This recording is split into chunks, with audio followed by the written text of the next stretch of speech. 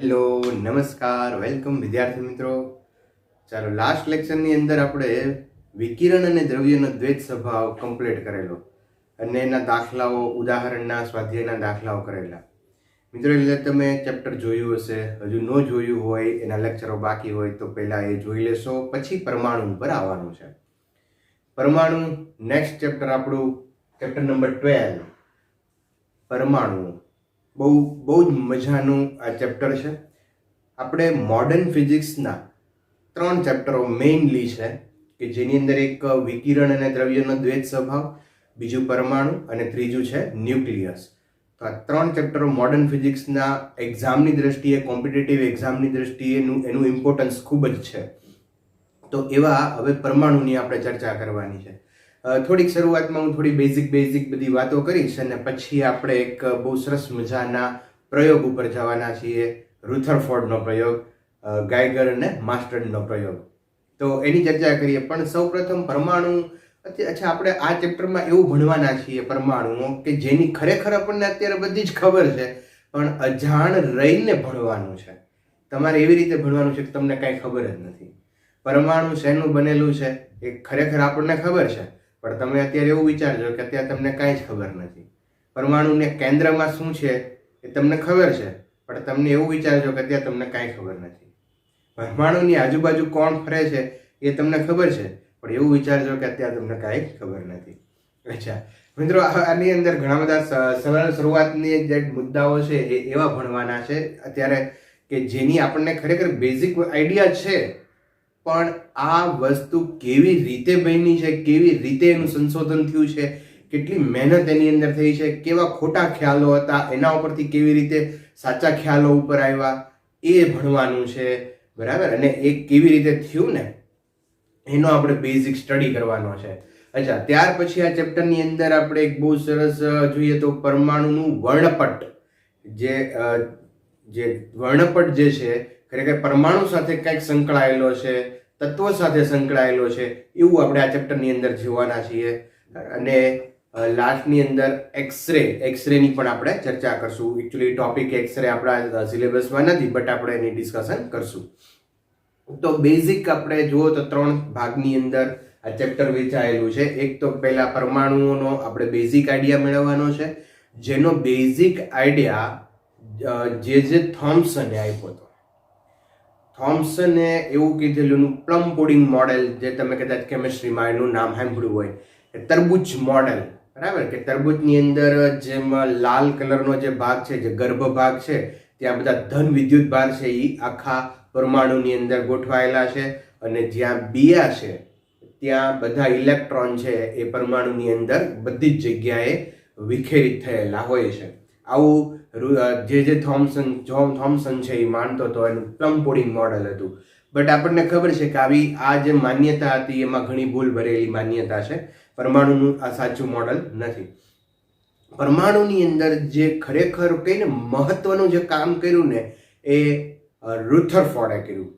Rutherford કામ કરતા હતા, એની સાથે સાથે 2 વૈજ્ઞાનિકો બીજા એની સાથે એના પ્રયોગની અંદર એનું મહત્વનું યોગદાન આપ્યું, અને એ 2 જે વ્યક્તિઓ છે ગાયગર અને મસ્ડન.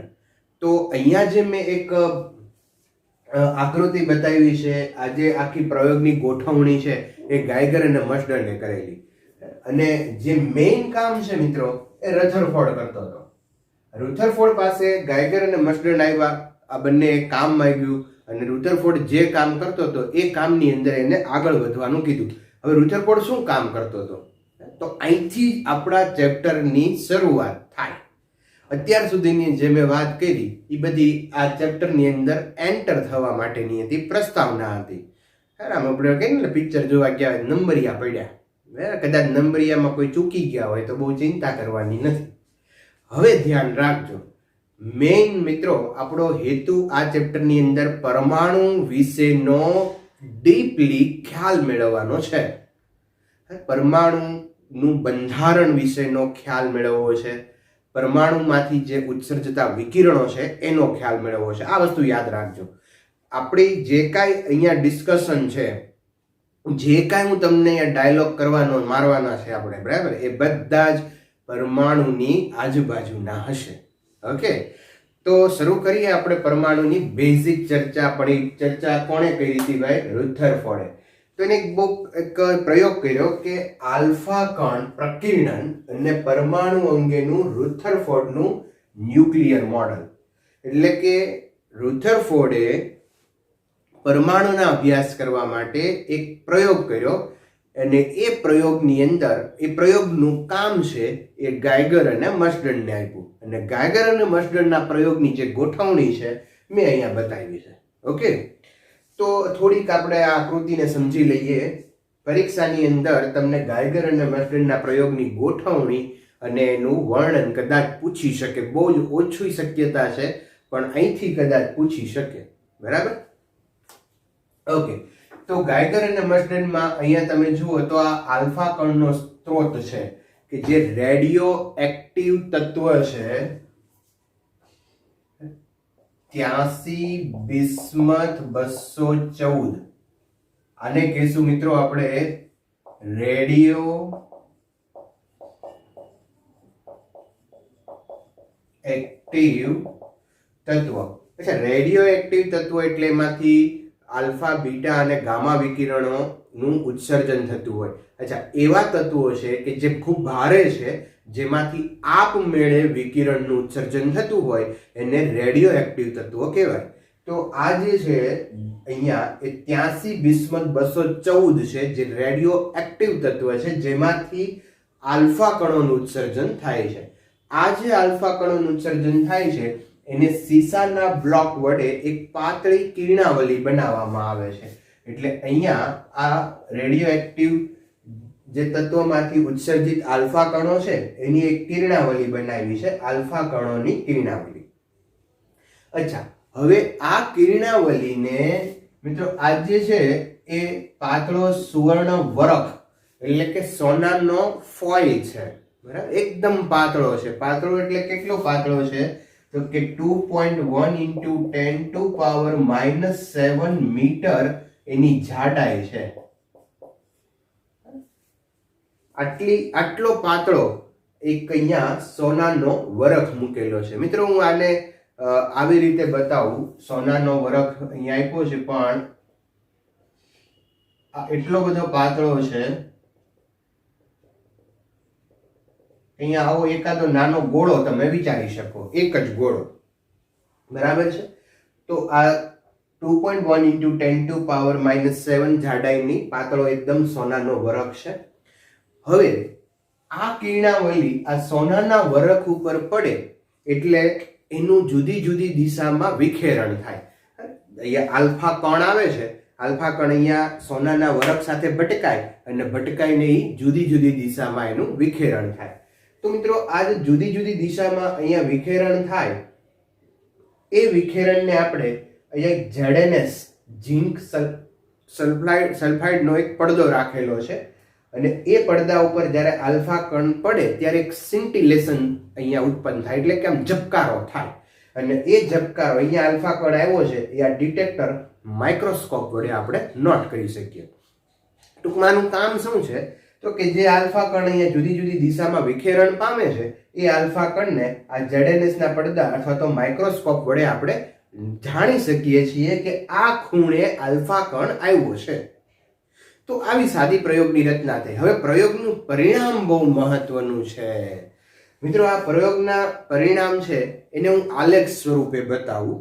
તો અહીંયા આલેખ હું કયો દોરું છું એ સમજો કે અહીંયા કે જે આલ્ફા કણો આપાત થાય છે અને આલ્ફા કણો જે આપાત થાય છે એનો આ એંગલ આપાત કણો અને પ્રકીર્ણિત જે આલ્ફા કણો છે એની વચ્ચેનો એંગલ અને પ્રકીર્ણિત આલ્ફા કણોની સંખ્યા નો એક હું અહીંયા આલેખ બતાવું.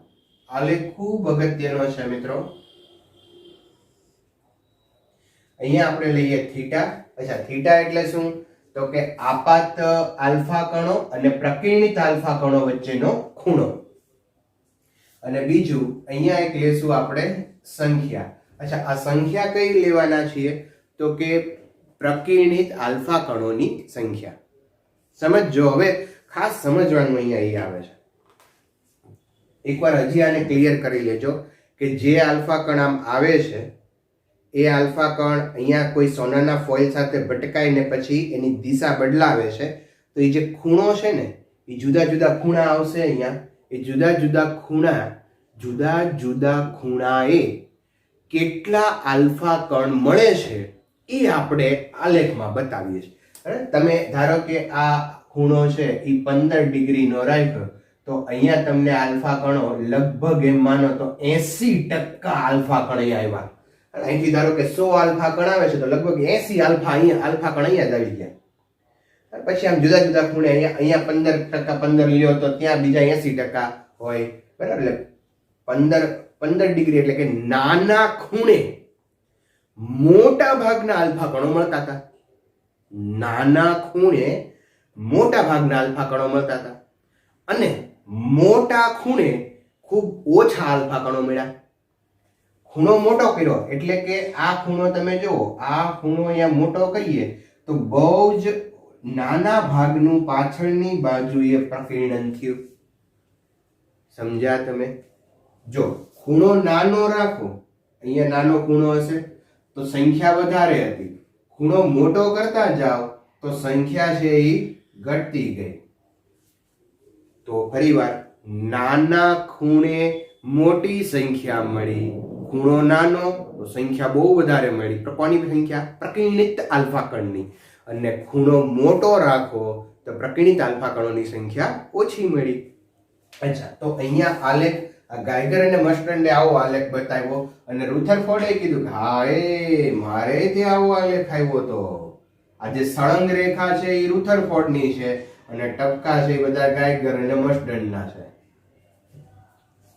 તો બેયના પ્રયોગના પરિણામો એક સરખા આવ્યા. મિત્રો, આખી વાતનો સાર ખાલી એટલો જ છે કે મોટા ભાગના આલ્ફા કણો નાના ખૂણે પ્રકીર્ણન પામે છે.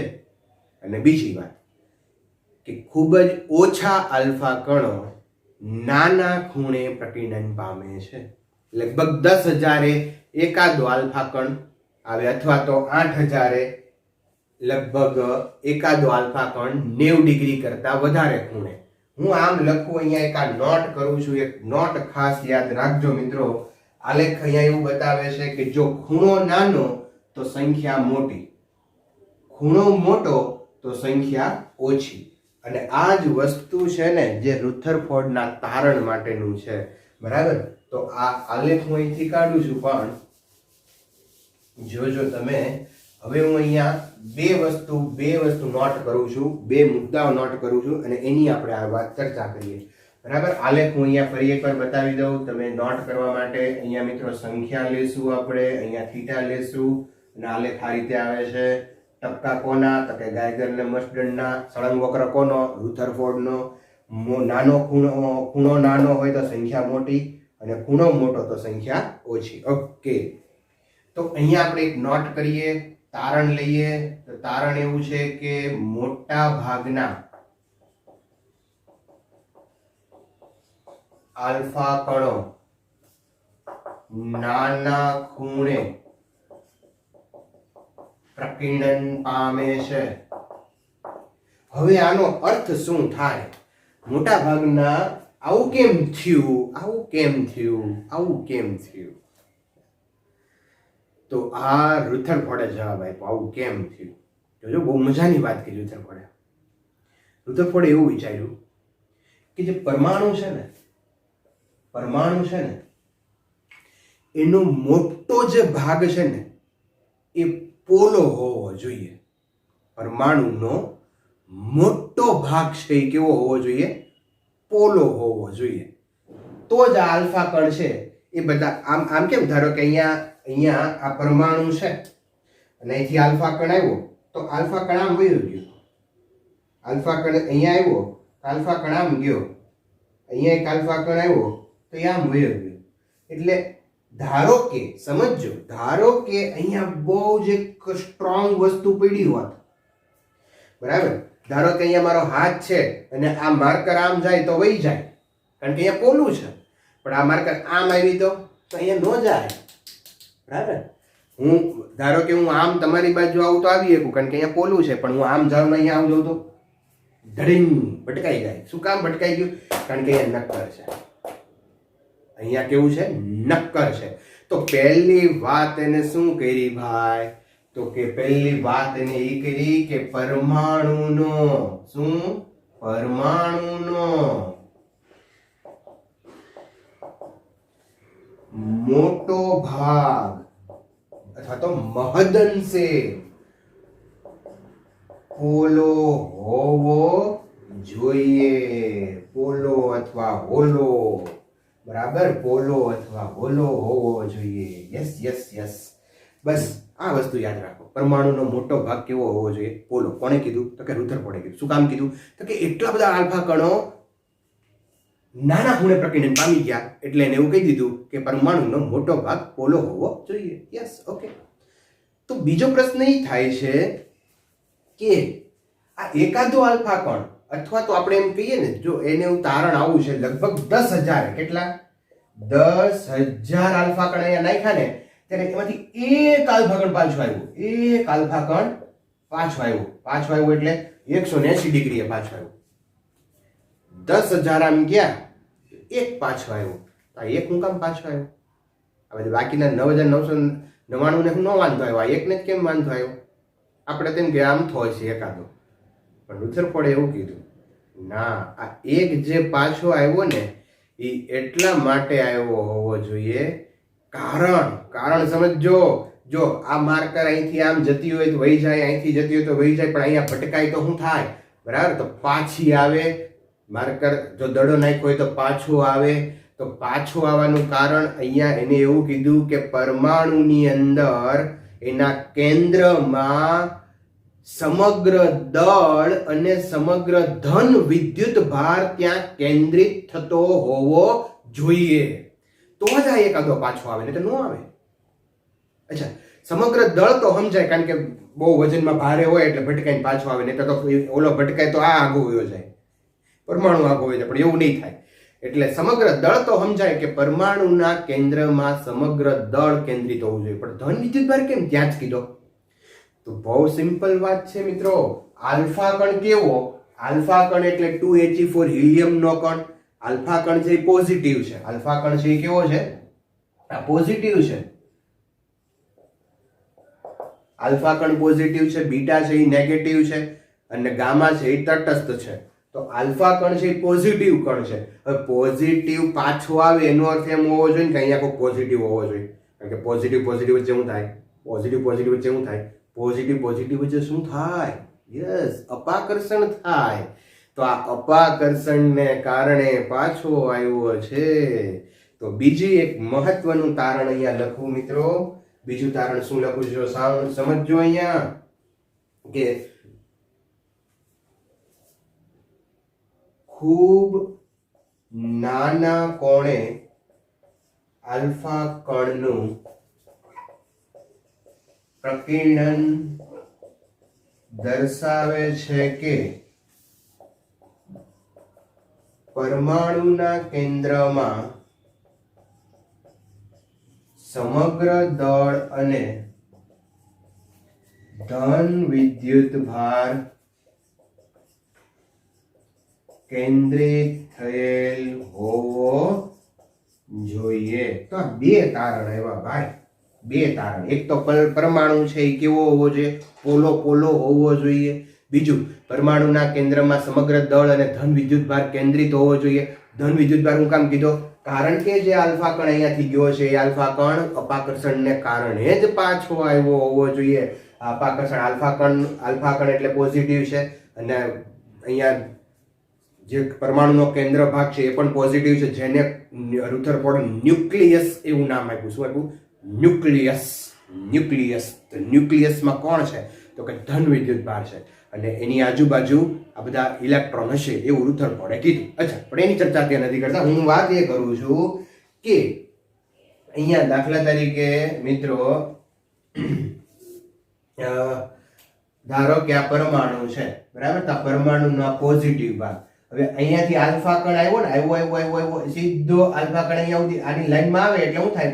પોઝિટિવ પોઝિટિવ વચ્ચે અપાકર્ષણ થાય એટલે અહીંથી વયો જાય પાછો, એટલે 180 એ પાછો આવ્યો. બરાબર. હું આમ જતો હોય, હાલતો હોય અને આમ ધડીને ભટકાઈ જાઉં તો મને ખબર પડવી જોઈએ ને કે અહીંયા કંઈક થાંભલો હશે, જે તમને દેખાતો હોય, કદાચ મને ન દેખાડો એટલે હું ભટકાઈ ગયો. તો ત્યાં કંઈક સ્ટ્રોંગ વસ્તુ છે તો જ હું પાછો પડું, નહીં તો હું આમ વયો જાઉં, જોઈ ગયો. બટ અહીંયાથી આવું તો આમ હવે ભટકાઈ જઈએ અહીંયા. બરાબર. તો પાછું આવે છે એટલે અહીંયા કંઈક સ્ટ્રોંગ વસ્તુ હોવી જોઈએ. તો એ સ્ટ્રોંગ શું છે?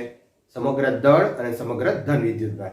ઓકે મિત્રો, અલ્ટિમેટલી હું ખાલી એટલું જ કહેવા માંગુ છું કે પરમાણુ છે એ મોટો ભાગ, પરમાણુનો મોટો ભાગ કેવો હોવો જોઈએ? પોલો હોવો જોઈએ અથવા પોલો છે. અને બીજું, પરમાણુના કેન્દ્રમાં સમગ્ર દળ અને સમગ્ર ધન વિદ્યુતભાર કેન્દ્રિત થયા છે, જેને રુધરફોર્ડે ન્યુક્લિયસ એવું નામ આપ્યું. અચ્છા, ઓકે, ચાલો. તો હવે આટલી વસ્તુ ખાસ યાદ રાખજો મિત્રો. આ 2 વાક્યો યાદ રાખજો. આ 2 વાક્ય ઉપર આખી ચર્ચા આપણે કરવાના છીએ. અચ્છા, હવે એક આપણા સિલેબસમાંથી નીકળી ગયું છે આ વર્ષ પૂરતું, પણ આ કોવિડને કારણે, બટ એની ચર્ચા આપણે કરીએ એટલે તમને થોડોક એનો ખ્યાલ આવે કે આલ્ફા કણનો ગતિપથની આપણે થોડીક ચર્ચા કરવી છે. બરાબર. ચાલો, નેક્સ્ટ લઈએ આપણે આલ્ફા કણનો ગતિપથ.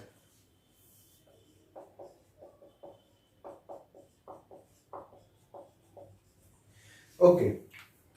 અચ્છા, આલ્ફા કણનો ગતિપથ છે એની અંદર એક 2 શબ્દ હું તમને અહીંયા ક્લિયર કરીશ. તો એ 2 શબ્દ ધ્યાન રાખજો, કારણ કે એના ઉપરથી MCQ અને દાખલાઓ આવે છે. મિત્રો, ધારો કે આ પરમાણુ છે. ભાઈ, પરમાણુ એટલે શું ખબર પડી ગઈ ને બધાને? ભાઈ, ભાઈ, પરમાણુનો મોટો ભાગ કેવો છે? પોલો, હોલો. અને પરમાણુના કેન્દ્રમાં શું છે? ન્યુક્લિયસ. અચ્છા, ન્યુક્લિયસની અંદર શું છે? ધન વિદ્યુતભાર અને બધું આખા પરમાણુનું દળ. ઓકે, તો આ જે છે પોઝિટિવ બતાવું અહીંયા.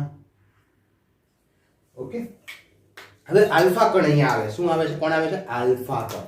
જે ન્યુક્લિયસની લાઈનમાં આલ્ફા કણ આવે છે, ન્યુક્લિયસની લાઈનમાં આલ્ફા કણ આવે છે, એનો વેગ સદિશ મેં અહીંયા બતાવ્યો છે. ન્યુક્લિયસની લાઈનમાં આવતા આલ્ફા કણનો વેગ સદિશ અહીંયા બતાવ્યો છે. હવે બધા આલ્ફા કણ તો કઈ ન્યુક્લિયસની લાઈનમાં નહીં જ આવતા હોય. બધા આલ્ફા કણ ન્યુક્લિયસની લાઈનમાં તો આવતા નહીં હોય. તો કોઈક આલ્ફા કણ છે એ આને રેફરન્સ લઈએ આપણે, એને એક સંદર્ભ લઈએ કે જે કોઈ આલ્ફા કણ છે એ આ ન્યુક્લિયસની લાઈનના વેગ સદિશથી અમુક અંતરે આવે છે. ધારો કે એ લંબ અંતર, આ લંબ અંતરને હું b કહું, આ અંતરે આવ્યા. બરાબર. તો આ b ને કહેવાય છે ઇમ્પેક્ટ પેરામીટર. શું કહેશું આપણે b ને?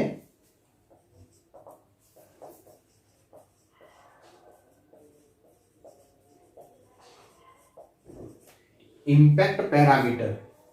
ઓકે, ચાલો. તો આ ઇમ્પેક્ટ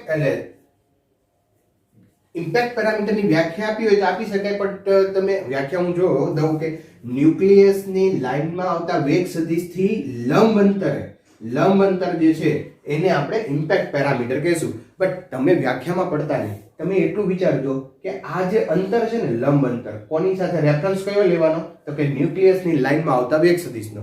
એ રેફરન્સ સાથેનો જે આ લંબ અંતર છે ને એને ઇમ્પેક્ટ પેરામીટર કહેશું. હવે વિચારજો કે મિત્રો, અહીંયા આ પોઝિટિવ છે ને, અહીંયા આલ્ફા કણ છે એટલે પોઝિટિવ છે, આ પોઝિટિવ છે. તો આ બે પોઝિટિવ આ જેમ જેમ નજીક આવતો જશે, અહીંયા આવ્યો, જેમ જેમ નજીક આવશે આની વચ્ચે બે વચ્ચે અપાકર્ષણ થતું જશે, અને અપાકર્ષણ થશે એટલે એક સમય એવો આવશે ધીમે ધીમે કરતા એનો માર્ગ બદલી નાખશે. સમજ્યા? અહીંયા એનો પોઝિટિવ છે, આ પોઝિટિવ છે એટલે અપાકર્ષણને કારણે જે લાઈનમાં આવતો તો અપાકર્ષણને કારણે આ માર્ગ બદલી નાખ્યો. તો આ જે એંગલ છે ને એ એંગલ થીટા છે.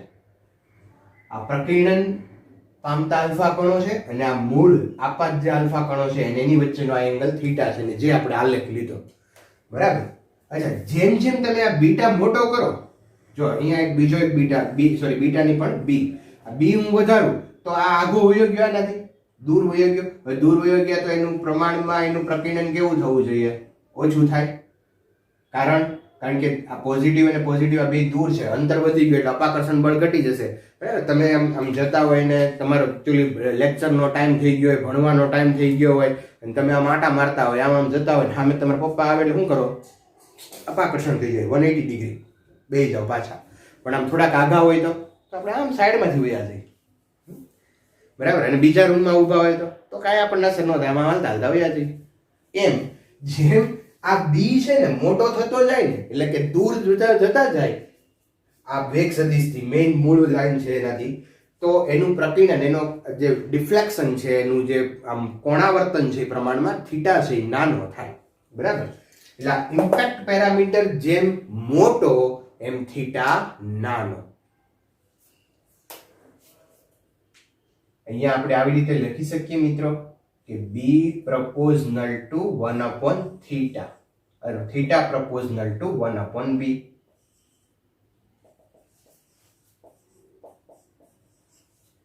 જેમ b મોટો એમ થીટા કેવો? નાનો. અચ્છા, હવે આ આલ્ફા કણ માટે શું થાય? હવે સમજો, આ બીજો એક શબ્દ હું અહીંયા ક્લિયર કરું છું કે આ આલ્ફા કણ શું છે ખબર છે? એ ખૂબ ઉર્જા લઈને આવ્યો છે. કેટલી ઉર્જા લઈને આવ્યો છે ખબર છે? આની ઉર્જા જે આલ્ફા કણ છે ને એ 5.5 મેગા ઇલેક્ટ્રોન વોલ્ટ ઉર્જા સાથે આવ્યા છે. કઈ ઉર્જા હોય? ગતિ ઉર્જા હોય, ધડાધડ. બરાબર ને, તમારે જેમ બહાર જવું હોય એટલે તમે આમ સીધા ઊભા થઈને બહાર નીકળીને દોડવા માંડો, પણ જેવું સામે કોઈક ફટ દઈને 180 ડિગ્રી પાછા, બરાબર, બધા પાછા. અચ્છા, તો અહીંયા મિત્રો આ જે આલ્ફા કણ છે ને એ ખૂબ ઉર્જા લઈને આવ્યો છે. કેટલી? 5.5 મેગા ઇલેક્ટ્રોન વોલ્ટ. હવે એ ઉર્જા સાથે અહીંયા ન્યુક્લિયસની લાઈનમાં આવ્યો છે એટલે દોડતો જાય ફટાક દઈને ન્યુક્લિયસની છેક પરમાણુની અંદર વયો જાય અને પરમાણુની અંદર જઈ અહીંયા પોઝિટિવ છે, આ પોઝિટિવ અહીંથી પછી પાછો આવતો રહે, મેક્સિમમ અંદર જાય, મેક્સિમમ અંદર સુધી જઈને પાછો આવતો રહે. શું કરે? પાછો આવે. તો આ એંગલ કેટલો ગયો થયો મિત્રો? આ એંગલ પાછો આવ્યો એટલે આ એંગલ થઈ ગયો 180 ડિગ્રી. બરાબર. અચ્છા, 180 ડિગ્રી થયું.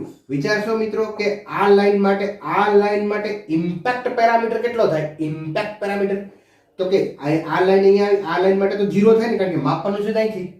માપવાનું ક્યાંથી? અહીંથી. તો આ લાઈન માટે ઇમ્પેક્ટ પેરામીટર કેટલો? 0. Impact parameter b is equal to 0 હોય ત્યારે થીટા કેટલો હોય? b ઇઝ ઇક્વલ ટુ 0 હોય ત્યારે થીટા કેટલો હોય? ઇન્ફિનિટિવ નો બોલતા, ઇન્ફિનિટિવ નો બોલતા. JEE માં પૂછાઈ ગયો, b 0 હોય ત્યારે થીટા 180 હોય. બરાબર, આ JEE માં પૂછાઈ ગયો આ. અચ્છા, હવે એક બીજી મહત્વની વાત જો બહુ મજાની વાત આવે છે અહીંયા. આ જે દોડતો આલ્ફા કણ અંદર વયો ગયો, ઈ આલ્ફા કણ અહીંથી પાછો આવ્યો એટલે આ નજીકનું ન્યુક્લિયસની છેક નજીક વયો ગયો. તો આ અંતર છે ને એને લઘુત્તમ અંતર કહેવાય. લઘુત્તમ અંતર, ડિસ્ટન્સ ઓફ ક્લોઝેસ્ટ એપ્રોચ. શું કહીશું આપણે? Distance of closest approach. D વડે બતાવશું. લઘુત્તમ અંતર. હવે આ અંતર ક્યારેક કોક એમ કે ગોતો લ્યો, તો ગોતી લઈ લ્યો. કેવી રીતે ગોતવું લ્યો? તો જો હું કહું એમ કરી લ્યો. શું કરશો? તો કે જો આની પાસે કઈ ઉર્જા હતી? ગતિ ઉર્જા. એ ગતિ આમ દોડતો ગયો, પછી ધીમો પડી ગયો, તો ગતિ ઉર્જાનું રૂપાંતરણ શેમાં થયું? તો કે સ્થિતિ ઉર્જામાં. ગતિ ઉર્જાનું રૂપાંતરણ શેમાં થયું? સ્થિતિ ઉર્જામાં. તો અહીંયા હું આમ લખી શકું મિત્રો કે ગતિ ઉર્જાનું રૂપાંતરણ સ્થિતિ ઉર્જામાં થઈ ગયું. કારણ કે અહીંથી જો પાછું આવે, હું આમ જતો હોય પાછું જવું હોય તો મારે એક મિનિટ ઊભું રહેવું પડે, સ્થિર થવું પડે, પછી હું પાછો જાઉં. તો ગતિ ઉર્જાનું રૂપાંતરણ સ્થિતિ ઉર્જામાં થાય. ગતિ ઉર્જા એટલે હાફ mv², અને સ્થિતિ ઉર્જા એટલે મિત્રો કણની સ્થિતિ ઉર્જાની વાત થઈ છે તો સમજો ફટાફટ. અહીં ધ્યાન રાખો. સ્થિતિ ઉર્જા કોની વાત થાય છે? તો કે આની આ વિદ્યુતભાર છે, આલ્ફા કણ એટલે કયો? તો કે 2e. અહીંયા વિદ્યુતભાર છે કયો? કેટલો? તો કે Ze. શું કામ લીધું? તો કે ન્યુક્લિયસ ઉપર જે વિદ્યુતભાર છે એ કેટલો હોય? એના પરમાણુ ક્રમાંક ગુણ્યા વિદ્યુત ભાર જેટલો ઇલેક્ટ્રોનના ચાર્જ જેટલો હોય. બરાબર ને? હું એમ લખું અહીંયા 2, આપણે અહીંયા લખીએ ધારો કે 2He4, તો આના અંદર વિદ્યુત ભાર કેટલો હશે? 2E જેટલો. પરમાણુ ક્રમાંકને ધ્યાનમાં લેશું ને આપણે ભાઈ? હા, તે લેવો જ પડે ને. બરાબર, તો અહીંયા આલ્ફા કણનો વિદ્યુત ભાર કેટલો? 2E. ન્યુક્લિયસનો વિદ્યુત ભાર કેટલો? Ze. ધારો કે આ સોનાનો વરખ હોય તો સોના માટે લગભગ 79, આઈ થિંક 79 છે Z. રાઈટ, તો સોનાના ન્યુક્લિયસમાં 79 ધન વિદ્યુત ભારો છે અને એની આજુબાજુ 79 ઇલેક્ટ્રોન છે. અચ્છા, તો આનો વિદ્યુત ભાર Ze લેવાય. યાદ રાખજો, પરમાણુનો વિદ્યુત ભાર કેટલો લેશું? Ze લેશું. અને આ જે આવે છે આલ્ફા કણ કેટલો? 2E. અને બે વચ્ચેનું લઘુત્તમ અંતર કેટલું? D. તો સ્થિતિ ઊર્જા, અહીંયા વિદ્યુત ભારોની સ્થિતિ ઊર્જા K Q1 Q2 upon R. સ્થિતિ ઊર્જાનું સૂત્ર છે U12 is equal to K Q1 Q2 upon R12. આ સૂત્ર ઉપરથી આપણે અહીંયા સ્થિતિ ઊર્જા છે એ લખી શકીએ મિત્રો. બરાબર છે? હા, બરાબર છે. તો જો અહીંયા K ને એમ રાખો, અથવા તો તમે K ની વેલ્યુ લખી શકો 1/4πε0. Q1 એટલે કોણ લેશું? તો કે 2E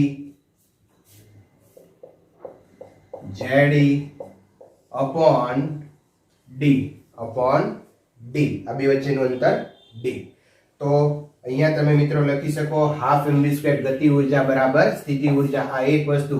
બીજી વસ્તુ, આ બે વચ્ચે ક્યારેક કોઈ કેમ પૂછી લે બળ કેટલું લાગે, તો બળ લખવું હોય તો શું લખાય? તો કે F is equal to K Q1 એટલે શું લખશો? તો કે Q1 એટલે 2E. બીજું Ze upon D², અંતરનો વર્ગ. K(Q²) upon R², કુલમ્બના ફોર્સનું સૂત્ર મેં લખ્યું છે, તો અહીંયા થઈ જશે K2E Ze upon D². તો આ ગતિ ઉર્જાનું સ્થિતિ ઉર્જામાં રૂપાંતરણ થાય. અહીંયા કોઈ ફોર્સ પૂછે તો આપણે કરી શકીએ. ફરી એકવાર મિત્રો, આને શું કહેશો? લઘુત્તમ અંતર અથવા તો distance of closest approach. Distance of closest approach. તો આ એક MCQ માં પૂછી શકાય. આના ઉપરથી દાખલા ગણશું આપણે, અને આનો પણ ક્યાંક આપણે ઉપયોગ કરવાનો આવશે. બરાબર, તો મિત્રો આખી ચર્ચાનો સાર શું આવ્યો? તો કે સાર એટલો જ આવ્યો કે પરમાણુ મહદઅંશે કેવો છે? પોલો છે. બીજું, પરમાણુના કેન્દ્રમાં શું છે? તો કે ધન વિદ્યુત ભાર અને સમગ્ર દળ છે. ઓકે, આ બે વસ્તુ તો સમજાણી. હવે ઇલેક્ટ્રોનનું શું? તો રુથરફોર્ડે એવું કીધું કે આ જે પરમાણુ છે ને, એ જે ઓલા ગ્રહોની ગતિ છે ને, એવી આ પરમાણુની ગતિ હોવી જોઈએ. શું વાત કરો છો? ગ્રહોની ગતિ શું છે? તો કે એક સૂર્ય ભારે છે ને એની આજુબાજુ બધા હલકા જે ગ્રહો છે એ ભ્રમણ કરે છે. તો એમ ન્યુક્લિયસમાં પરમાણુની અંદર ન્યુક્લિયસ ભારે છે અને એની આજુબાજુ ઇલેક્ટ્રોન ભ્રમણ કરતા હોવા જોઈએ. બટ મિત્રો, આ ચર્ચા આપણે ટેક્સ્ટ બુકમાં નથી, પણ હું તમને વાત કરી દઉં કે જો અહીંયા એને રુથરફોર્ડના કહેવા મુજબ અહીંયા ધારો કે ન્યુક્લિયસ છે ને એની આજુબાજુ ઇલેક્ટ્રોન, જો આપણે જે સોલાર જે કક્ષાઓ છે કે જેની અંદર સૂર્યની આજુબાજુ ગ્રહો ભ્રમણ કરે, એવી રીતે જો ભ્રમણ કરતા હોય તો આ પ્રવેગી ગતિ થઈ.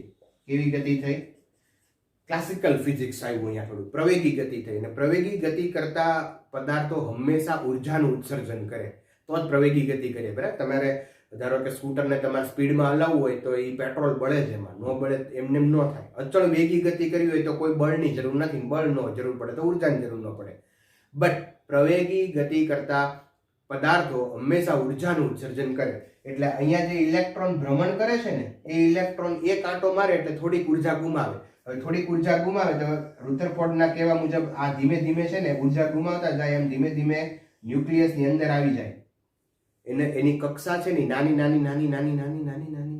થતી જાય અને અંતે ન્યુક્લિયસની અંદર વયા જાય. કોણ? ઇલેક્ટ્રોન. તો આવું રુથરફોર્ડે કીધું, આવું થાય છે. ધીમે ધીમે કરતા કરતા બધા ઇલેક્ટ્રોન ન્યુક્લિયસની અંદર વયા જાય છે. તો કાલ સવારે તમે આ બોર્ડ જુઓ તો બોર્ડની અંદર ન્યુક્લિયસ તો છે જ, તો બધા ઇલેક્ટ્રોન ફરતા અહીંયા નાનું એવું ટપકું થઈ જાય.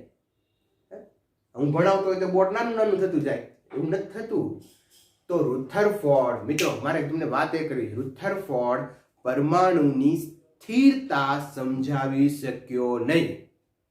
બીજું, રુથરફોર્ડ પરમાણુમાંથી ઉત્સર્જિત જે તરંગો છે એના વિશે કોઈ ખ્યાલ આપી શક્યો નહીં.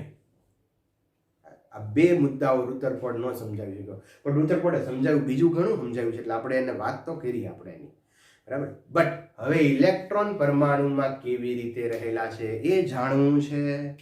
હા, તો આવતા લેક્ચરની અંદર આપણે એક પરમાણુ વર્ણપટની ચર્ચા કરશું અને એની પછી આ ઇલેક્ટ્રોન પરમાણુની અંદર કેવી રીતે ગોઠવાયેલા છે એની વિશેષ ચર્ચા કરશું, બરાબર. તો અહીંયા આપણે અટકીએ.